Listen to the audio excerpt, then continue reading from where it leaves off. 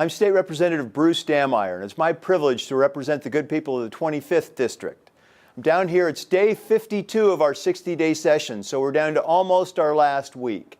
And that means everything is coming to a head. We've got budgets out, we're determining what bills are going to actually survive and become law, and there's a lot going on. And I wanted to give you a quick update on 3 issues that I've talked about before. I'll be very, very brief. First of all, as I said before, education is a dominant theme of this legislative session. It shows up in both policy and in the budget. A couple quick points. First of all, we had that McCleary decision, that Supreme Court decision that said we're failing in our paramount duty. That is what really set the stage for the budget debates. And I'll tell you, all the budgets are out.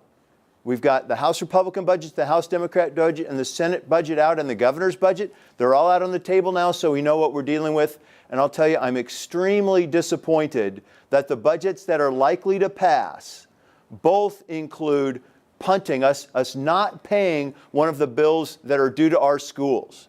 It takes one of the responsibility for funding our schools, the last payment and some levy equalization payments from this biennium, and kicks that bill into the next year, the next budget cycle. And here's why that's such a problem. Not only is that wrong from a principle standpoint, I'm sure you couldn't do that at home. You'd love to put off a mortgage payment. But in this case, it digs us into a deeper hole for the next budget cycle. And that's not even a budget cycle that this legislature is responsible for. It pushes our problem to fund our schools onto the next legislature. I couldn't agree with that principle more, disagree with that principle more. It is fundamentally wrong. It's wrong from a budgeting perspective, and it's wrong for how we should support our schools. Shifting policy. There's a good policy bill moving forward on education. I'm proud to have negotiated it with the governor and some of my other colleagues, and I think it's a good measure that will move us forward, and it has to deal with teacher and principal evaluations. Basically, it takes our old model, which is an unsatisfactory, satisfactory model, which didn't work to promote professional development, and it shifts to a 4-tiered system, unsatisfactory, basic, proficient, and distinguished, in a model that I believe will significantly improve the professional development and upgrade both our teachers and our principals. I think it's a really good bill. I'm excited. I hope it will pass off the House floor. It's passed off the Senate floor, and I think we'll move forward with that. Good bill.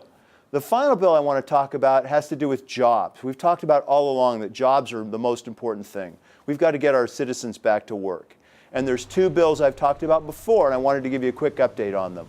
The one bill that I sponsor that has to do with knife manufacturers in Pierce County is hopefully we'll get a vote off the Senate floor today and it will become law. I hope that'll happen. We got to make sure that final vote happens. It's made its way through the whole process to this point. There's another one having to do with the Tacoma company where we lost 50 jobs that we're trying to get back. I'm working on that. That came over from the Senate to the House, and I'm working hard to make sure that passes off the House floor so we can get our citizens back to work. So that's a quick update on what's going on in Olympia. Thank you very much for tuning into this video update. I'm State Representative Bruce Dammeier. Have a nice day.